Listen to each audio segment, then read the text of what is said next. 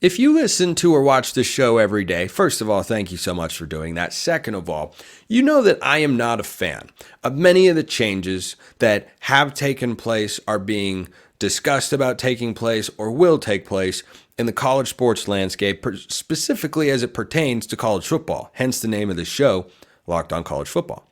So, there are 3 rules that are going to be implemented this year, according to Ross Dellinger over at Yahoo, who just does yeoman's work when it comes to reporting on all of the big stories and whatnot. I read his stuff all the time. He does a really, really good job.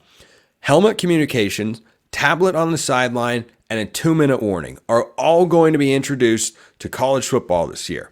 I am a fan of all 3 of these things. Now, let's go one by one and start with the helmet communication.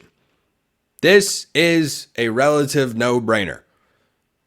I do not look at the NFL and say, college football needs to be more like that. College football should try and reflect everything the NFL does. It should just be, nope, not a fan of that. In fact, I'm a fan of the opposite. I am a fan of, I think college football should be as distinct from the NFL as possible in its structure, in its feeling, in the way that it's played, all this sort of stuff. Helmet communication, this is a no-brainer. This is an absolute no-brain move, especially in light of what happened with Michigan this past year. This is a very simple solution, at least to help remedy that particular potential issue from popping up again. So I think the helmet communication is great. I think that quarterbacks talking to their offensive coordinator, not having to be over on the sideline, their offensive coordinator or their head coach or anybody else, I think all of that is excellent. Now, there will be an adjustment here for coaches to work this into how they get their play calls in and how it runs with the flow of their offense and everything like that. But again, in a rare good move here by the decision makers in what we call the greatest sport here on earth, here at Locked On College Football, the timing is such that it's either right at the beginning of or even before most spring practices are starting. So teams can work to implement this stuff and everyone can be ready and up to speed, and it can hopefully go off without a hitch. So I think that's a no-brainer. I think a coordinator being able to talk to his quarterback, I think it's great for the development of the kids as well, to have that sort of instant communication of, hey, look for this, hey, look for that, and all that sort of stuff. It's reportedly going to cut off at the 15-second mark on the play clock, as it should. That's something where I say, okay, look at what the NFL does. I think that that's an effective model for college football. And all of this simplifies the process. Let's go to the 2-minute warning, and then we'll talk about tablets, because these are, of course, the heaviest topics in the entire country. The 2-minute warning is something that I am on board with, not inherently. I didn't think watching college football in 2021, it was missing a 2-minute warning. But then a reality set in, and that reality set in is that television runs college football. That's just where we're at. That's how we've gotten realignment. That's why there were so many commercials last year that makes it a less enjoyable viewing experience. One thing that always used to separate college football from the NFL was that after you got a first down, the clock stopped momentarily. And then they played last year, and when you were inside of 2 minutes, well, that just wasn't the case.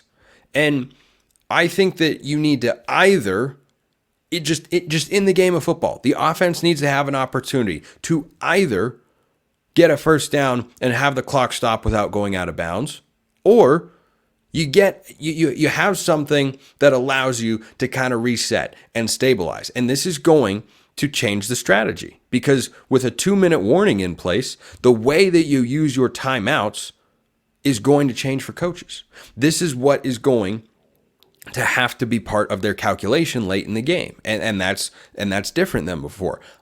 Just goes to show you, I'm not inherently opposed to change.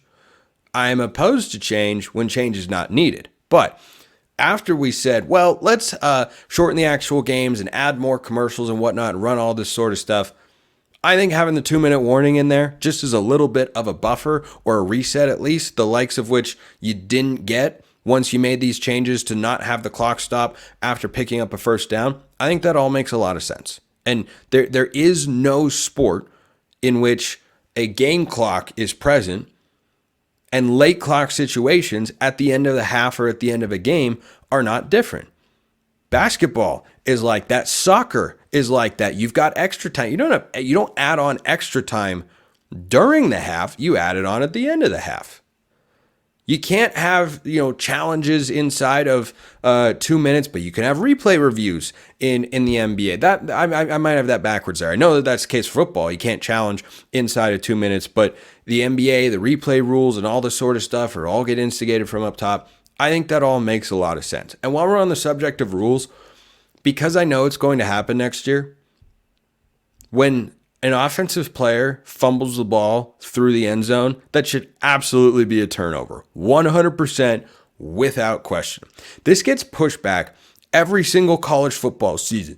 You'll see media people or pundits or fans tweet it, it's the dumbest rule in college sports. How is it so ridiculous to say that the ball carrying dynamics, rules, strategy, whatever, are different in the scoring area of your sport than in every other part of it? How? In baseball, you can go anywhere you want on the field. You can't block the base, though. Different rules, because getting to a base is, of course, how you score a run.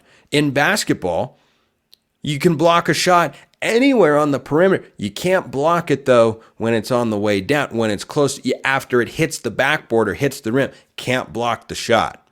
You can't stay in the key for more than 3 seconds defensively. You can't do that offensively either, of course, but you can't just sit there in the NBA. Every other sport's got rules in which being in the scoring area is different. That's what makes it a unique area on the field. So when you fumble the football and it goes through the end zone, why in the world, when you would fumble that anywhere else on the field, if you fumbled it and it didn't go out of bounds on the sideline, the defense would have an opportunity to recover it? But if you fumble it and it goes through the end zone, well, the defense is getting an opportunity to recover the ball. And a lot of rules in football and in sports in general, because of the way that television stats and all this sort of stuff work, they favor the offense.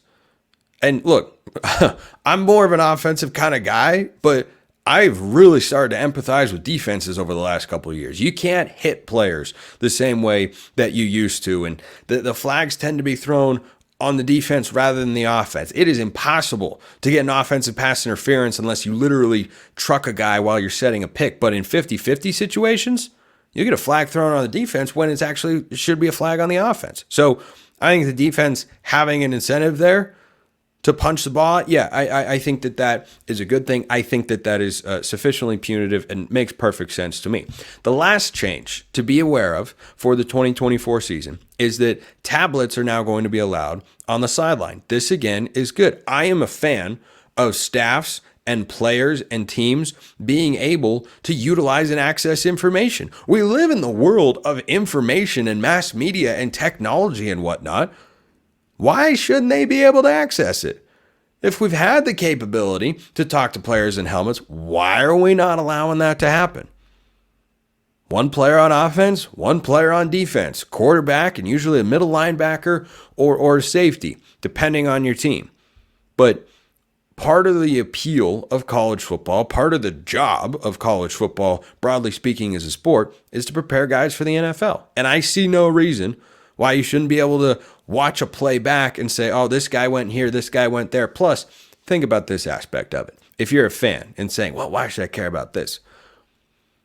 One of my favorite Aaron Rodgers moments ever is when he looks at the tablet, he sees that he made the wrong read, and then he throws it to the side and he breaks the tablet, and I don't want to see it anymore. I mean, we're going to get more raw emotion, at least at some level. I'm being mildly facetious here, of course, but I applaud college football for making rule changes that actually make sense. Next, do the calendar. Get rid of the transfer portal window in December, the recruiting signing day in December. Get rid of all of that. Have the offseason be in the offseason. Your team should not be changing while your season is still ongoing.